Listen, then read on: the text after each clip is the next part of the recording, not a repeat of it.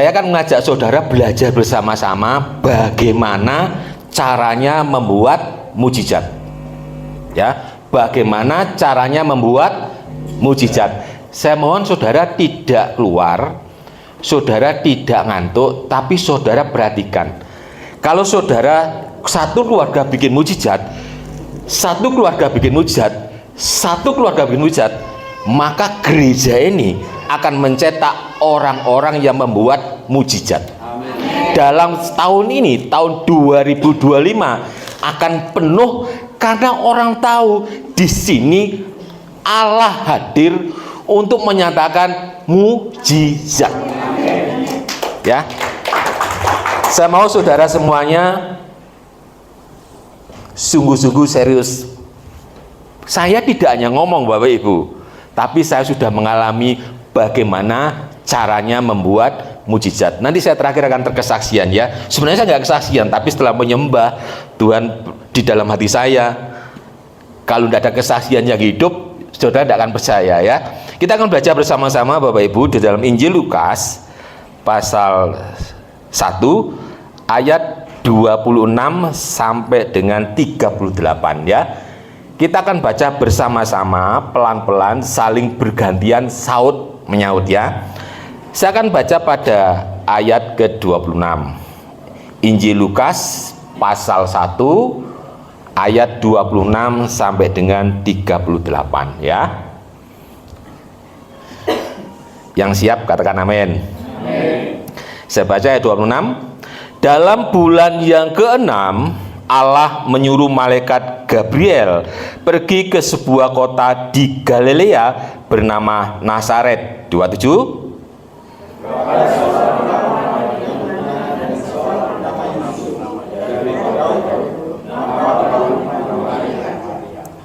Ketika malaikat itu masuk ke rumah Maria, ia berkata, "Salam, hai engkau yang dikaruniai, Tuhan menyertai engkau." 29.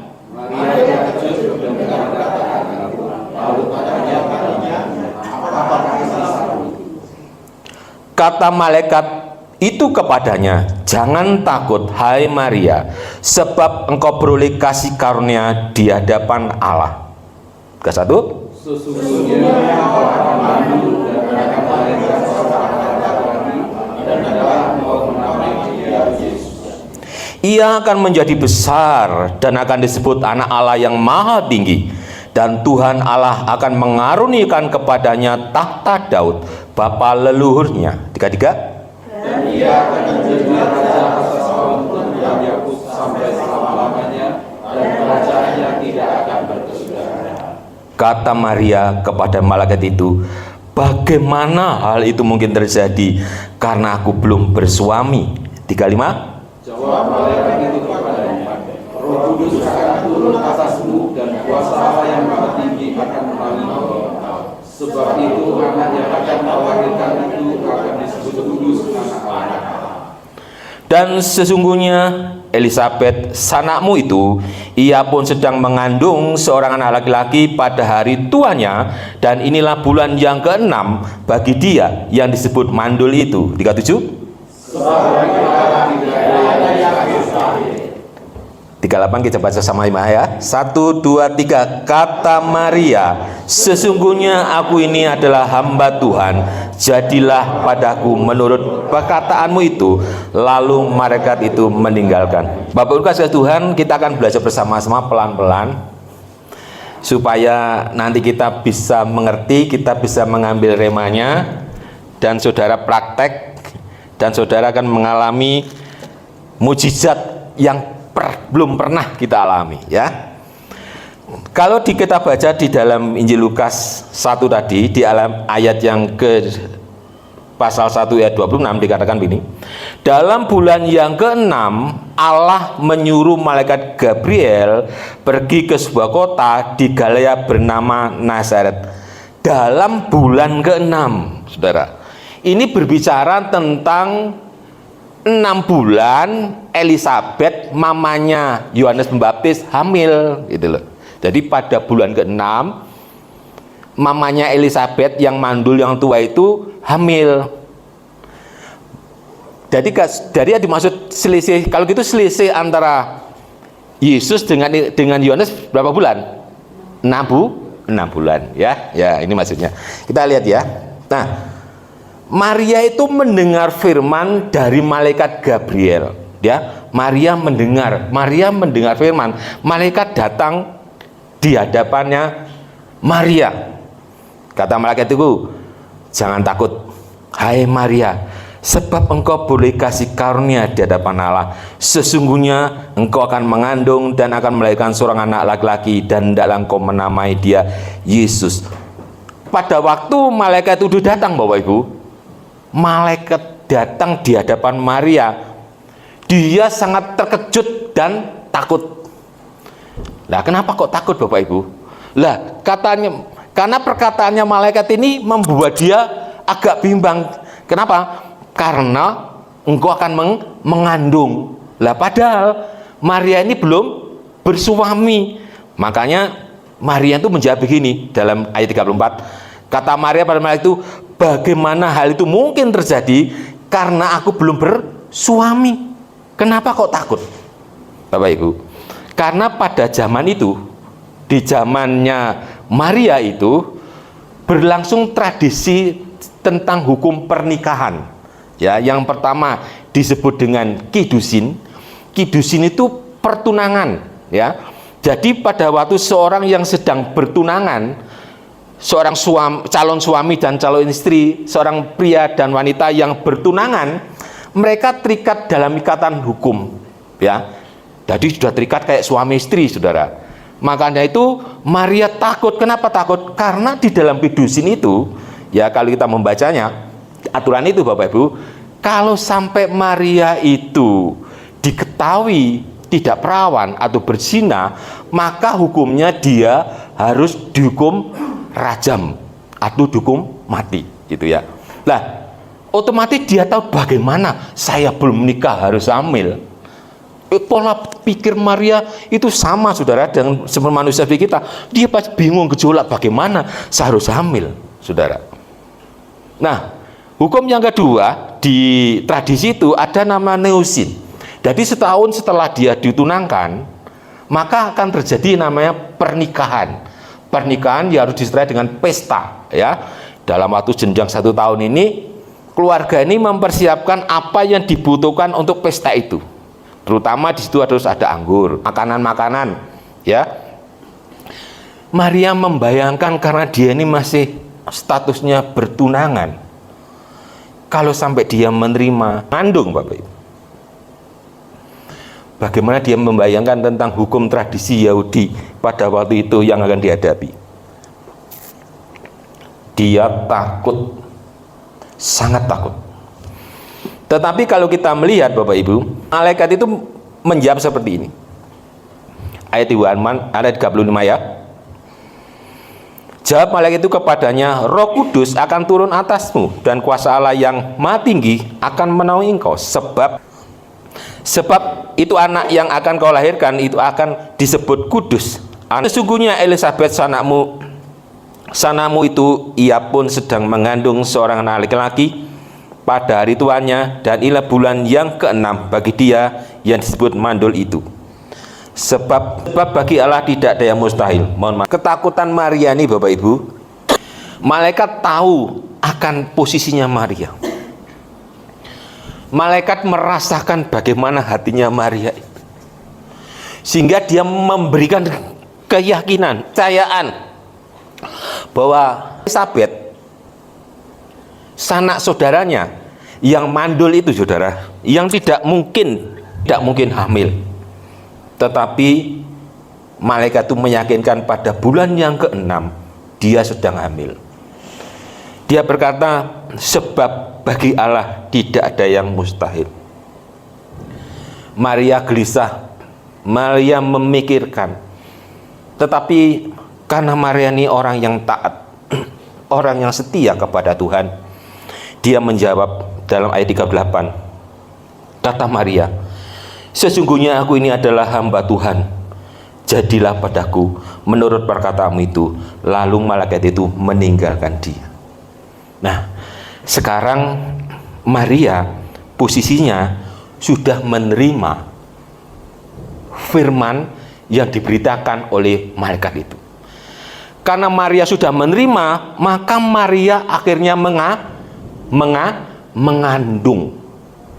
Pada waktu Maria mengandung gak langsung gede Bapak Ibu, tapi bentuknya masih benih. Benih itu berada di dalam dirinya, ya.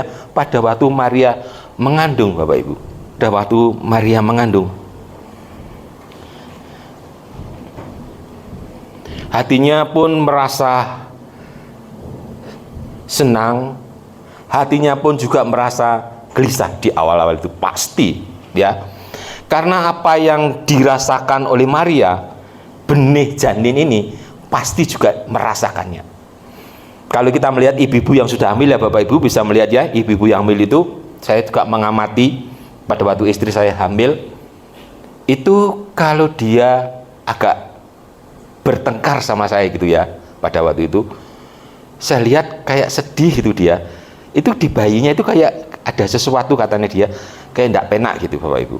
Tapi kalau dia bergembira, terus saya berguyon sama saya itu kayak dia ikut nyanyi. Apalagi kalau diajak ke gereja, itu jendul-jendul itu di bayunya kalau sudah mau agak membesar gitu ya. Terus kalau saya lihat apa yang dimakan istri saya ini jadi berubah gitu loh. Dia sukanya ini, mintanya ini. Kayak bayi ini memerintah dia sukanya ini, gitu saudara. Maka pada saya lihat ada ibu-ibu pertama hamil tuh nyidam pingin ini. Ya ibu-ibu yang pernah punya anak kan pernah gitu ya Bu, pingin ini ya gitu.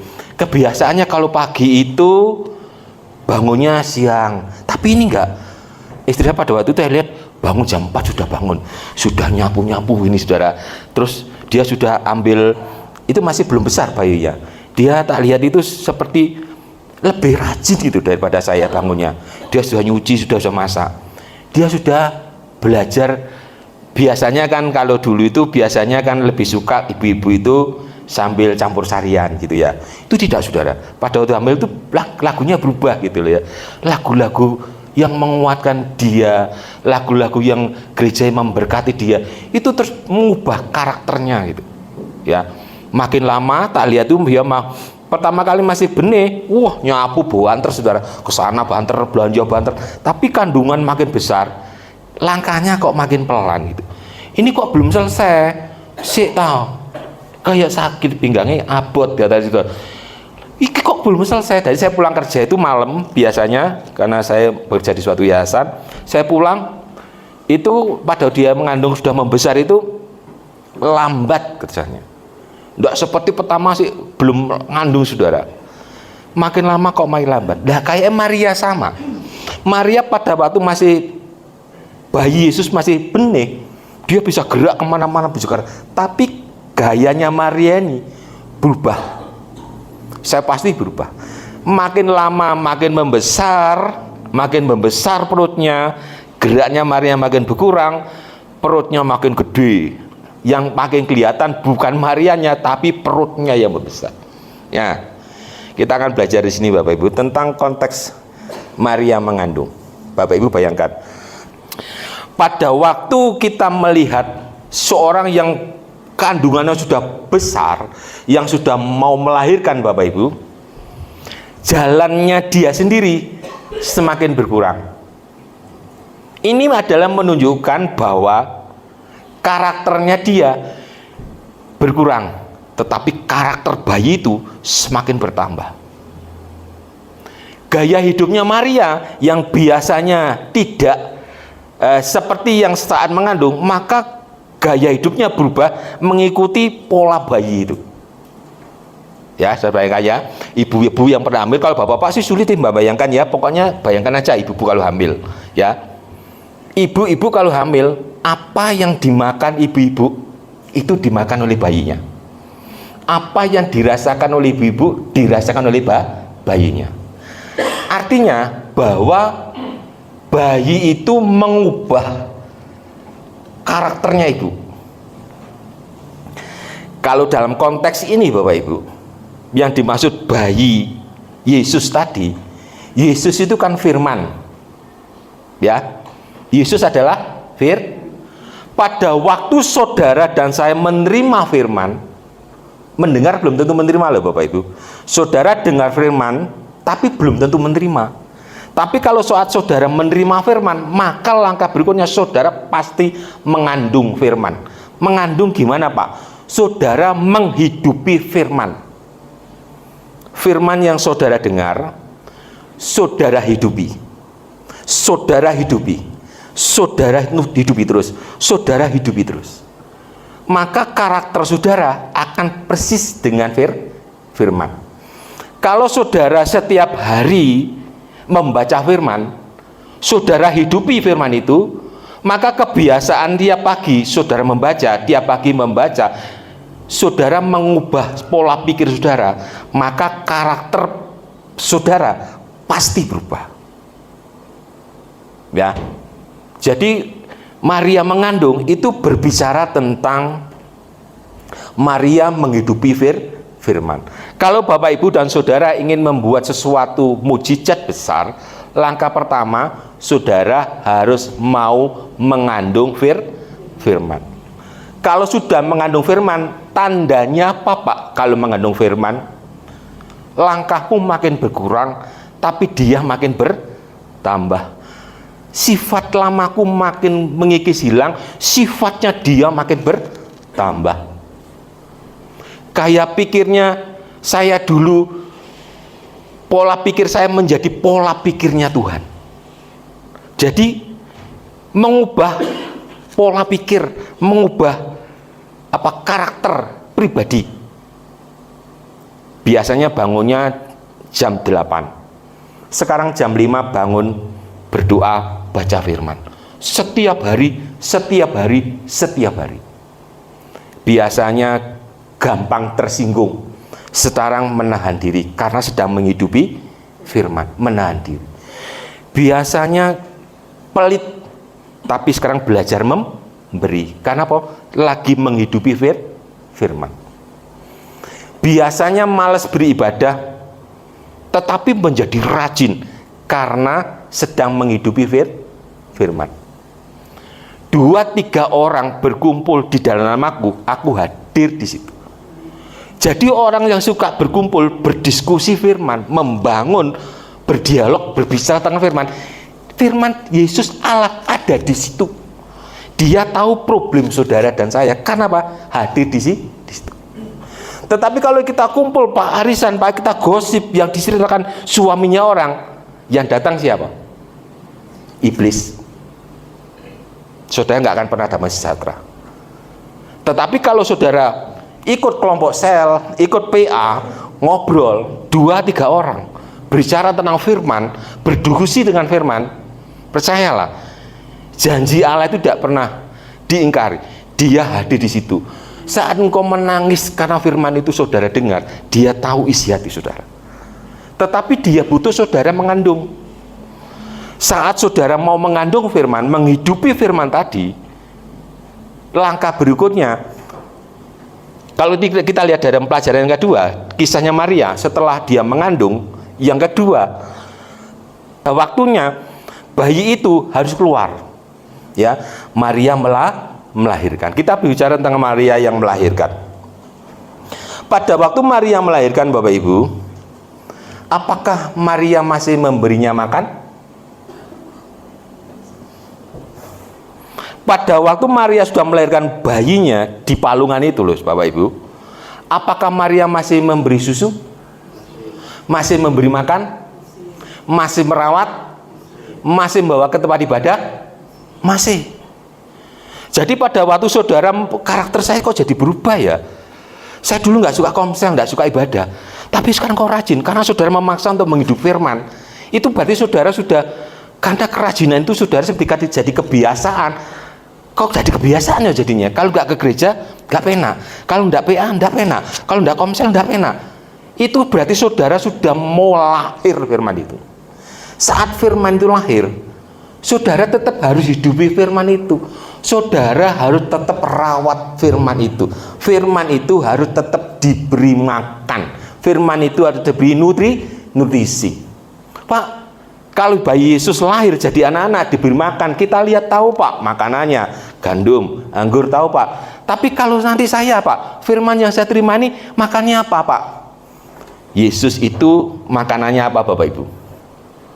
Yesus itu makan apa? Makanan Yesus, dia berkata, makananku adalah melakukan semua kehendak Bapakku. Kalau kita pada Yohanes 4 ayat 34 ya. Yohanes 4 ayat 34 begini. Kata Yesus kepada mereka, makananku ialah melakukan kehendak Dia yang mengutus aku dan menyelesaikan pekerjaannya. Jadi pada waktu saudara sudah merasa rajin ibadah, lega ibadah rasanya kok gak penak. Gak ikut komsel kok gak penak. Ibadah mau pemain musik WL semua kan kalau nggak datang lebih dulu doa gak penak. Itu tandanya saudara sudah melahirkan firman itu. Terus hidupi, terus hidupi, terus hidupi, terus hidupi. Nah, sekarang kita lihat. Kita lihat ya pelajaran pertama yang harus kita pegang. Saat Maria mendengar firman dari malaikat Gabriel, karena dia menerima, maka dia mengandung. Karena dia mengandung, maka dia menghidupi firman. Karena dia menghidupi firman, maka makin bertumbuh, makin bertumbuh, makin tumbuh. Karakter Maria itu di dalam dirinya berubah. Terus dia akan melahirkan firman itu, melahirkan bayi Yesus itu. Pada waktu bayi Yesus itu lahir, Maria tetap menghidupinya, memberikan makan, memberikan peliharaan, memberikan bapak ibadah, sampai usia 12 tahun dibawa ke Bait Allah dan seterusnya. Sama. Pada waktu Bapak Ibu menerima firman, bukannya mendengar loh ya, menerima firman, saudara sudah yakin firman yang sudah terima, hidupi firman itu. Sampai karakter saudara, kebiasaan saudara seperti firman itu. Setelah firman itu jadinya mengubah saya ya. Saya jadi senang ibadah, senang muji Tuhan, senang diskusi firman. Itu firman sudah lahir, hidupi terus. Nah, kita akan lihat pengalamannya Maria berikutnya akibat dia menghidupi firman itu. Ya. Bapak Ibu pernah lihat tentang kisah perkawinan di Kana? Saya akan baca cepat ya Bapak Ibu, karena saya akan bersaksi bagi saudara. Yohanes 2 ayat 1 sampai 11. Yohanes 2 ayat 1 sampai 11 ya. Yesus berkata kepada pelayan-pelayan itu, isilah tempat-tempat itu penuh dengan air, dan mereka pun mengisinya sampai penuh. Lalu kata Yesus kepada mereka, sekarang cedoklah dan bawalah kepada pemimpin pesta. Lalu mereka pun membawanya. Setelah pemimpin pesta itu mengecap air dan telah menjadi anggur itu, dan ia tidak tahu dari mana datangnya, tetapi pelayan-pelayan yang mencedok air itu mengetahuinya, ia memanggil mempelai laki-laki 10 dan berkata kepadanya, setiap orang menghidangkan anggur yang baik dahulu, dan sesudah orang puas minum barulah yang kurang baik. Akan tetapi engkau menyimpan anggur yang baik sampai sekarang. Bapak Ibu sudah pernah mendengar kisahnya tentang perkawinan di Kana ya. Itu ada pertama kali Yesus membuat mujizat, dan itu pertama kali kalau kita lihat Maria mengalami sesuatu yang tidak mungkin. Namanya mujizat. Mujizat itu Bapak Ibu, kalau kita lihat dalam bahasa Kamus Bahasa Indonesia, mujizat itu kan sesuatu di luar kekuatan manusia, kemampuan kita. Jadi kalau kita ada sesuatu tidak mampu melakukannya ya, kejadian atau peristiwa yang sukar dijangkau oleh kemampuan manusia. Jadi kalau kita baca lagi, mujizat itu perkara yang luar biasa yang dilakukan Allah melalui para nabi atau rasulnya. Itu dalam Wikipedia. Artinya mujizat itu sesuatu yang tidak pernah atau tidak bisa kita lakukan, atau masalah yang kita sudah lepas, tidak ada jalan keluarnya. Kita sudah pikir dengan pikiran kita dengan usaha dengan duit kita, tapi tidak ketemu jalan keluarnya. Lah kita butuh namanya mujizat. Lah mujizat ini terjadi Bapak Ibu kalau Bapak Ibu telah melahirkan firman. Kalau tidak melahirkan firman, nggak akan terjadi mujizat itu. Ya, coba kita lihat. Di Kana itu Bapak Ibu, kalau sudah baca tadi di Yohanes 2 ayat 1 mulainya, Yesus pertama kali itu ada perkawinan di Kana. Yesus diundang, ada ibu Yesus, ada murid-muridnya. ya. Tapi Yesus posisinya undangan. Lah ibu Yesus ini posisinya, karena yang punya hajat ini kalau kita lihat masih saudaranya, karena dia masih lihat di dapur-dapur, lihat anggurnya, lihat gandumnya, lihat bakminya, lihat kolokenya kok habis, ya dia masuk ke dapur-dapur. Maka yang punya hajat ini otomatis masih saudaranya Maria. Nah, pada waktu Maria melihat, loh, kok kelihatannya anggur mau habis. Bapak Ibu, dalam adat tradisi Yahudi zaman itu, yang namanya anggur ini harus ada di setiap pernikahan. Jadi anggur itu melambangkan berkat Tuhan kepada kedua mempelai, yaitu yang sedang melakukan neusin, sedang melakukan pernikahan, melakukan pesta pernikahan 1 tahun setelah kidusin, 1 tahun setelah pertunangan. Mereka mengadakan pesta, semua komunitas, semua kerabat diundang hadir di situ, termasuk imam-imam dan tokoh-tokoh yang ada di situ harus hadir, ya, diundang. Jadi makan-makan, ditanya pesta. Lah, kalau sampai anggur ini habis, Bapak Ibu, ini suatu aib yang besar, suatu masalah yang besar, suatu penghinaan bagi keluarga yang punya hajatan. Ayo bayangkan kalau Bapak Ibu sekarang menikahkan putranya atau putrinya, pas pestanya banyak, tiba-tiba soto nintek, saudara. Pernah nggak? Saya pernah lihat, Bapak Ibu. Jadi kita ini lagi datang ke suatu pesta sama istri, kalau nggak salah pada waktu itu saya ingat di desa, tapi undangannya ramai sekali, saudara. Lah pada waktu saya datang itu kok iwake kok mik loro cilik gini, saudara. Ayam itu dipotong cilik ini, terus ada isinya mau sedikit, gak pada waktu pertama kali gitu loh. Setelah kita melihat dengar itu ternyata sudah mau habis, bahan-bahannya habis, karena yang datang itu cukup banyak, Bapak Ibu. Lah ini kalau pada waktu itu ini merupakan sesuatu penghinaan, suatu aib yang besar bagi keluarga. Sehingga kalau kita lihat kisahnya perjamuan di Kana itu, Maria ini yang bertanggung jawab atas resepsi pesta itu. Harusnya Maria ini mendatangi yang punya hajat, sebab posisinya Yesus itu adalah undangan, ya. Tetapi Maria ini bukan mendatangi saudara yang punya hajat. Maria mendatangi kepada dia berbicara kepada Yesus, ya. Kita lihat ya permasalahannya. Yohanes 2 ayat 3 ini. Ketika mereka kekurangan anggur, ibu Yesus berkata kepadanya, mereka kehabisan anggur. Dia melihat mereka kehabisan anggur. Herannya Maria ini tidak memilih menyampaikannya kepada saudaranya yang punya hajat, tetapi dia menyampaikannya kepada Yesus. Nah, kalau kita lihat, saudara, di Yohanes 2 ayat ketiga dan 4 ya. Ketika mereka kekurangan anggur, ibu Yesus berkata kepadanya, mereka kehabisan anggur. Yesus berkata gini, mau apakah engkau daripadaku, ibu, saatku belum tiba. Ibunya Yesus sih ngomong nang anake, Yesus, itu anggurnya habis. Yesus ngomong, mau apa ibu? Waktuku belum tiba. Lah seharusnya Maria ngomong sama yang punya hajat, sama yang punya gawe, Dik, tuh mas, anggurnya tintek. Harusnya begitu. Tapi dia berbicara kepada Yesus gitu. Ini adalah patron, Bapak Ibu. Ini adalah peristiwa yang menjadi teladan yang buat Bapak Ibu yang sudah betul-betul melahirkan firman.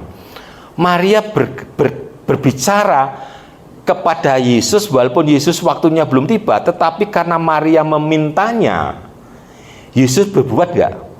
Mengubah air jadi anggur gak? Mengubah jadi air menjadi anggur gak?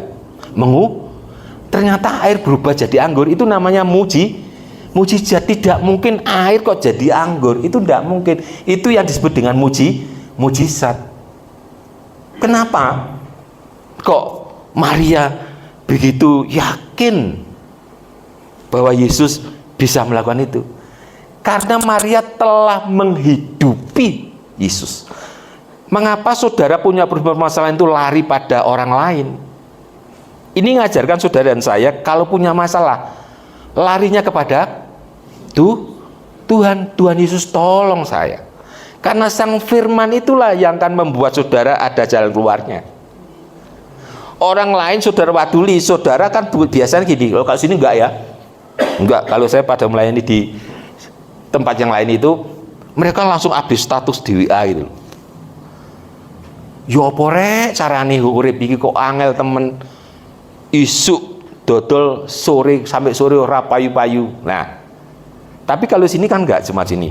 Dia berkata, Tuhan, ini aku jualan hari ini. Sampai sekarang belum laku, aku percaya kau akan buka jalan dagang aku habis hari ini. Kenapa saudara? Maria begitu yakin ya sama Yesus bahwa dia bisa membuat segala sesuatu yang tidak ada menjadi ada. Karena Maria itulah hidup bersama. Dia tahu. Maka dia langsung ngomong, Yesus, dia kehabisan anggur. Tuhan itu bekerja pakai waktu Bapak Ibu. Tetapi karena yang meminta itu ibunya, otomatis kalau kita lihat cerita itu, kisah itu, mujizat pun terjadi. Pak, itu kan ibunya Yesus, Pak. Lah kita ini kan bukan ibunya Yesus. Ya, kalau kita lihat ayatnya. Kalau kita melihat di Matius 12 dan Markus 3, Yesus berkata gini, siapakah ibuku? Siapakah saudaraku? Setiap orang yang melakukan kehendak Bapakku, dialah ibuku, dialah saudaraku laki-laki, dialah saudaraku perempuan. Jadi setiap orang, termasuk saudara dan saya, kalau saudara menghidupi firman dan saudara melakukan firman itu, saudara adalah ibu Yesus. Saudara menjadi saudaranya Yesus, laki-laki atau perempuan. Luar biasanya Tuhan ini membuat kita menjadi lebih dekat. Ya. Apa pelajaran yang kita ambil di sini Bapak Ibu? Kalau saudara betul-betul ingin menghidupi firman, dan firman itu sudah mengubah kehidupan saudara, dan sudah betul lahir, tunggu waktunya. Sesuatu yang akan saudara hadapi yang tidak mungkin akan terjadi adalah mungkin, karena firman itu akan menunjukkan segala sesuatu yang tidak mungkin jadi mungkin. Bapak Ibu, bahwa segala yang terjadi, segala yang ada ini dimulai yang tidak mungkin jadi mungkin, ya. Nah, yang terakhir ini saya akan mau bersahabat saudara supaya inti firman ini saudara tahu. Jadi kalau tadi pertama kali kita bicara tentang Maria itu jadi patron, bagaimana saudara bisa mengalami mujizat, mengalami sesuatu yang tidak mungkin jadi mungkin. Kisah Maria ini patron yang pertama tadi adalah dia harus menerima firman. Jadi pada waktu surah ibadah ini surah mendengar firman, tapi belum tentu menerima itu. Kalau menerima Pak, kalau menerima firman, maka tandanya saudara harus mengandung firman. Tandanya mengandung Pak, saudara harus menghidupi firman. Menghidupi firman itu Pak, tandanya kalau semakin besar kandungan saya, pola pikir saudara, gaya hidup saudara, persis seperti firman. Kalau dulu, tak ulang lagi, saudara gampang tersinggung, tapi karena saudara menghidupi firman, saudara nggak gampang tersinggung kok. Karena ketersinggungan itu membuat saudara menjadi lebih dewasa lagi. Proses pendewasaan karakter. Ya. Setelah saudara mengalami semuanya, hidup saudara mengalami karakter, kok jadi berubah saya kok jadi seneng baca firman ya. Kalau dulu saya suka gosip, kalau dulu saya suka campur sari, sekarang kok enggak ya. Saya suka memuji Tuhan sekarang. Jalanmu tak terselami, sambil rasanya menangis hati. Kenapa ya? Itu tandanya saudara melahirkan Kalau saudara teruskan sesuatu yang akan terjadi yang tidak pernah saudara bayangkan akan terjadi, namanya mujizat. Yang percaya katakan amin. Pada waktu tahun 2024 saudara, saya sebelum 2004 itu berada di kota Malang. Nah, rumah saya juga di Malang, saudara. Jadi saya ini sebagai guru di salah satu yayasan pendidikan menangani anak-anak TK, SD, SMP, SMA. Kemudian saya buka bimbingan belajar di situ karena yayasan membuka bimbingan belajar, saya dikasih fak belajar matematika, fisika, dan kimia untuk anak SMP dan SMA. Nah, muridnya cukup banyak. Saya bekerja sekitar 13 tahun di situ.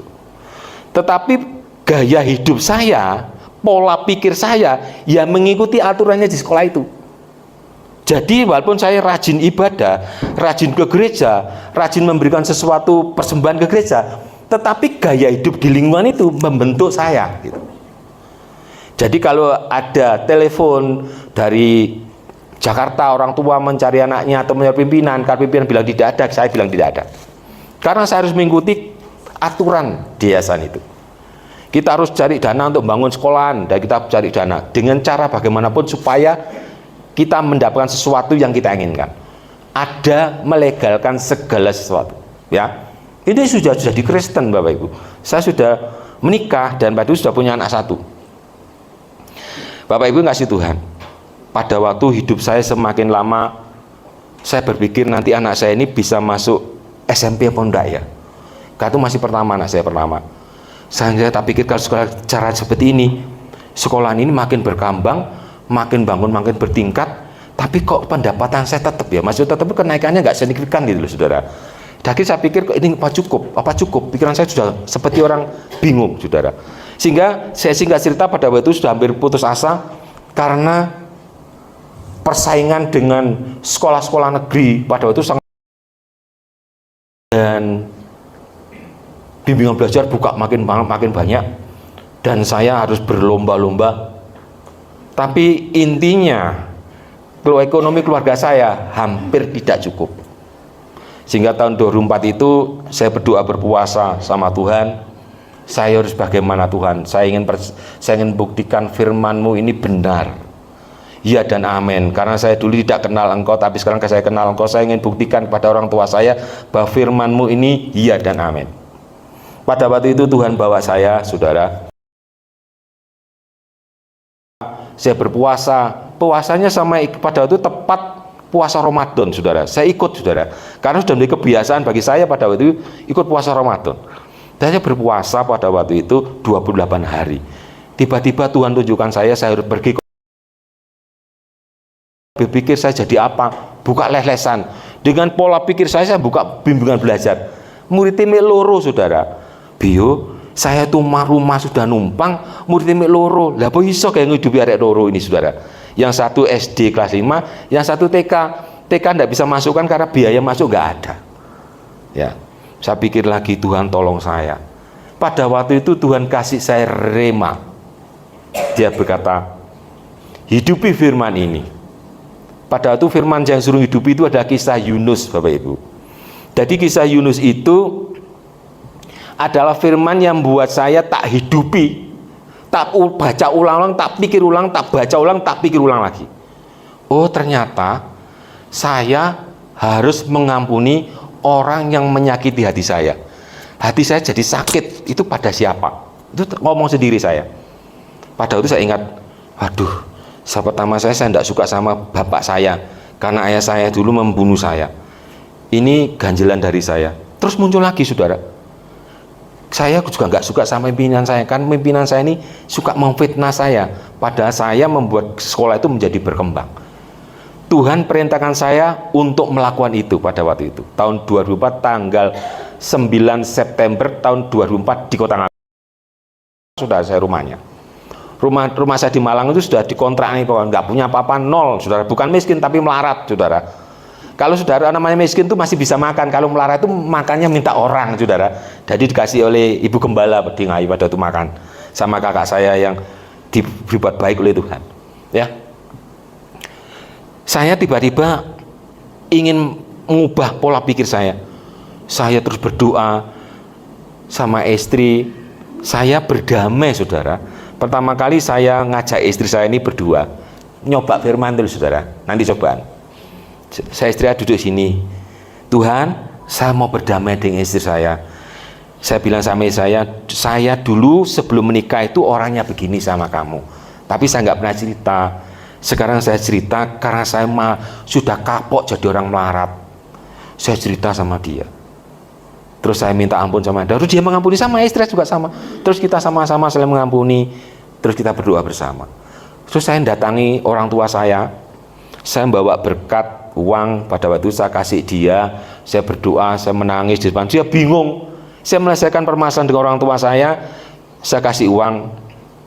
Kemudian saya menyelesaikan dengan pimpinan saya datang ke yayasan, saya membawa tumpeng, tak taruh di situ, untuk guru-guru semuanya. Untuk satpamnya, siapa yang di dalam hati saya serasa membuat saya sakit, saya berdamai dengan mereka, saya memberkati mereka. Kemudian setelah pulang, saudara, namanya sudah nggak punya duit, saudara, tapi Bapak Ibu Gembala yang di 500.000. Ini adalah modal pertama kali saya untuk jualan, Bapak Ibu. Jadi jualan di pinggir rembong ini loh, saudara, pakai gini loh, meja pinggir rembong itu, saudara. Tahun 2004 tanggal 9 September itu kita mulai pertama kali jualan. Lah, uang 500.000 itu, saudara, saya tidak tahu bagaimana caranya Tuhan itu membuat. Setelah saya menghidupi firman itu, saya seperti orang antri sembako itu, Pak. Jadi pembelian itu habis gitu. Saya sampai heran pada waktu dalam waktu 3 bulan itu saya bisa membayar hutang-hutang saya, sudah 3 bulan itu membayar hutang, karena saya diajari untuk melunasi hutang-hutang dulu. Hutang-hutang dibayar rumah, hutang-hutang dibayar semua, ya. Setelah itu selesai, kita terus pembeli itu cukup banyak, sehingga makin berkembang. Singkat ceritanya, dari pekerjaan yang biasa pakai tangan, Tuhan bisa kirim seorang hamba Tuhan, seorang pengusaha dari Jakarta membelikan mesin. Ini namanya mujizat. Tidak punya duit, tidak punya mesin untuk produksi bikin mie, saudara. Kita tidak membayangkan pola pikir mesin pabrik mie piye rasanya, mesinnya ya apa bentuk, tidak pernah tahu. Taunya yang mesin pastel itu loh. Habis 6 saya dalam waktu 3 bulan mesin pastel untuk bikin mie. Tetapi karena saya tetap menghidupi firman itu, saudara, saya tidak tahu bagaimana caranya. Saya juga pernah berpikir caranya Tuhan itu, saya tidak tahu. Tiba-tiba ada seorang hamba Tuhan yang beberapa tahun yang lalu pernah KKR saya jadi WL sebelum saya pindah ke Ngawi. Dia telepon sama saya, kamu posisinya di mana sekarang? Di sama, saudara, alamatnya. Tiba-tiba kita tidak tahu, tapi kita lagi masih selesai membayar utang semua, saudara. Dia datang naik becak dari Bandara Solo, dari saya. Istri saya yang tahu, loh, panggilnya Opa, waduh, karena hamba Tuhan ini sudah usia dan dia seorang pengusaha. Papi, dia bilang itu, dia cerita, Tuhan suruh dia datang lihat saya lagi apa. Saya lagi bikin mie, Bapak Ibu, tapi pakai mesin pastel. Mulai jam 9 malam sampai jam 4 pagi dia nunggu saya. Tidak Bapak lagi. Istri saya tidur karena besok harus gantian. Dia jualan, saya yang tidur. Lah, setelah itu pagi dia tidur, ada taksi jemput, dia selesai makan, itu pulang, saudara. Tidak ada apa-apa. Tiba-tiba dia telepon saya dalam beberapa hari, kamu punya uang nggak, Le? 2.500.000 saja. Loh, udah nggak punya, Pi. Wong sudah bayar utang semuanya, habis ini. Katanya hutang-hutang itu harus dibayar dulu, Pi, kalau kita mau diberkati Tuhan. Ya bener, harus dibayar semua. Lunas, sudah nggak punya utang. Udah nggak punya utang 3 bulan total, nggak punya utang. Rumah itu sudah mau tebus, Pi, tapi uangnya masih kurang. Tapi utang sudah nggak punya. 2.500.000 nggak punya. Ya sudah, berdoa, Le. Dalam waktu 1 minggu berikutnya, sudah dari peristiwa ini, tiba-tiba itu ada mobil box datang dari Jakarta, berhenti depan saya belum bangun, karena saya bikin mie itu belum tak buka pintunya. Saya buka, loh, kok ada mobil berhenti? Pak, maaf, saya disuruh mengantar Bapak ini. Apa Pak itu? Mesin mie. Wah, kaget saya. Dari mana mesin mie? Dari Bapak ini. Bapak ini telepon sendiri saya langsung berangkat ke Surabaya. Diturunkan, iki caranya ya apa lek gawe. Saya mau suruh mie gede ini tidak tahu iki caranya ya apa lek gawe. Saya telepon, saudara. Lah, Pak pendeta yang jadi hamba Tuhan ini, dia nggak tahu caranya operasional ya bisa apa, nggak tahu. Dia telepon pada pemiliknya, diajari. Saudara, saya tidak pernah membayangkan kalau saya punya mesin mie, itu tidak pernah membayangkan. Dari seorang guru berubah menjadi pengusaha. Mesin mie-nya nggak 1, ditambah lagi 2 lagi. Saya tidak bisa membayang caranya Tuhan, saudara, kalau sudah betul-betul melahirkan firman itu. Firman itulah yang memerdekakan kita. Dia mengubah dari yang tidak ada menjadi ada, yang tidak bisa menjadi bisa, yang tidak mungkin menjadi mungkin. Firman itu ya yang berkuasa. Saya nggak punya keahlian masak loh, saya latar belakangnya guru Bapak Ibu. Istri saya juga nggak punya keahlian masak. Tapi pada waktu itu saudara, sampai sekarang ya, tahun 2000 itu saudara, ada isu borak. Seluruh kota kena imbas borak. Tapi caranya Tuhan mempromosikan saya yang baru muncul 4, dipanggil Pak Bupati. Nah, saya kaget waktu dipanggil Pak Bupati lagi, kan opo saudara. Ternyata kita didudukan semua para pengusaha itu, termasuk saya diminta mewakili, disuruh pedagang untuk berbicara tentang produk tanpa borak. Dari mana dia tahu kalau produk saya tanpa borak? Itu kalau bukan Tuhan tidak mungkin. Sehingga saya ngadep di alun-alun seluruh camat sekabupaten, lurah sekabupaten, dan saya memproklamasikan depot saya atas perintah Pak Bupati. Akhirnya semua tahu, opo cuwimiku, kabeh bingung. Itu yang gratis Pak, silakan dimakan. Nanti kalau Bapak ingin nyoba, datang ke pemilihnya. Ini Pak Bupati saudara yang begitu. Itu loh yang dipromosikan tadi, cobaan sudah dites Badan POM, tidak ada boraknya, aman. Nanti kalau ingin tahu, datang ke depotnya. Jadi istri saya di rumah itu kaget karena saya baru di alun-alun itu kok berpidato diminta Pak Bupati. Beberapa berikutnya bek gitu sudah di rumah. Oh, anti sembako itu. Padahal itu sor-soran kayak terpal Pak itu. Tahun itu. Dan itu terus berjalan. Wis toh. Saya enggak berpikir apa-apa lagi. Saya enggak punya pikiran beli mobil, enggak pernah, Bapak Ibu. Saya masih memikirkan sekolah anak saya satu, sekolah anak saya kedua ini, terus punya tabungan supaya saya bisa nebus rumah saya di Malang. Cara Tuhan, kalau kita betul-betul menghidupi firman. Saya orangnya medit Bapak Ibu, tapi setelah itu saya gampang memberi. Di gereja pada waktu itu kurang apa, kasih makanan, kasih, ada pendeta makan, kita tahu itu pendeta, kasih gratis gak makan. Saudara, kayak jadi gaya hidup memberi itu. Tiba-tiba Bapak Ibu, ada mobil itu pickup menjegrek di depan depot saya itu. Bangun pagi, loh kok mobil dimasukin ini, maksudnya apa? Wong ini mau tak buat toto meja. Supirnya bilang, Pak, namanya ini ya. Ini Pak, saya suruh ngantar mobil dari Bapak ini, Bapak telepon sendiri. Saya cuma ngantar toh, Bapak tolong saya antar ke terminal Pak, saya mau pulang. Loh, mobilnya siapa? Mobilnya Bapak, ini BPKB-nya. Nanti Bapak balik namanya, langsung telepon saja. Saya tidak pernah berpikir beli mobil loh Bapak Ibu.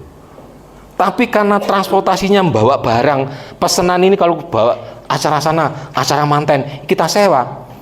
Tuhan kasih pickup. Yang tidak mungkin jadi mungkin. Karena firman itu yang tahu kebiasaan kita, tahu apa yang kita lakukan. Karena kita suka melakukan kebenaran itu Bapak Ibu. Terus berjalan lagi. Saudara, hal itu terus membuat saya merasakan firman ini betul-betul luar biasa.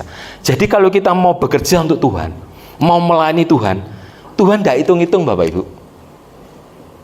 Tuhan selalu memberikan yang terbaik bagi setiap orang yang sungguh-sungguh hatinya mau melahirkan firman. Ya, terus berkembang Bapak Ibu. Saya tidak punya pikiran kalau saya, tapi tidak tahu caranya Tuhan bagaimana tiba-tiba saya juga punya. Saya tidak berpikir untuk renovasi rumah saya di Malang, nggak punya, karena tak pikir tak jual aja. Tapi Tuhan renovasi rumah saya. Bayangkan saudara, dari orang melarat Bapak Ibu, tahun 2004 itu saya melarat karena makannya harus minta. Karena saya menghidupi firman itu dan saya melakukan firman itu, saya bisa meluluskan anak saya dua-dua yang saat ikut saya sekarang. Yang pertama sekarang ada di Bandung, udah keluarga, saya udah punya cucu, udah bekerja di perusahaan. Yang satu bekerja di Tangerang, ini ikut saya sekarang lagi pulang. semuanya ditata oleh Tuhan. Firman itu loh yang saudara dengarkan itu kayak tidak mungkin. Tetapi kisah Maria ini saudara, itu nyata loh, kalau sudah sungguh-sungguh mau menghidupinya. Maka hari ini saya mengajak saudara semuanya, biar gereja ini tidak hanya mendengar firman dan jumlahnya tidak mengembang cukup, tapi menjadi lebih besar lagi, lebih besar lagi, lebih besar lagi, sehingga nama Tuhan dipermuliakan tempat ini. Kemunculan saudara, saya mengikuti perkembangannya seperti saya mengalami gereja saya dulu. Saya percaya ada maksud Tuhan yang luar biasa buat jemaat Sabot. Di Salatiga memang banyak gereja yang sudah memancarkan, tapi saya yakin percaya kalau saudara mau membuat mujizat, dan semua mengalami mujizat, orang lain tahu Sabot kok banyak mujizat ya, penuh ini Pak, dedel itu.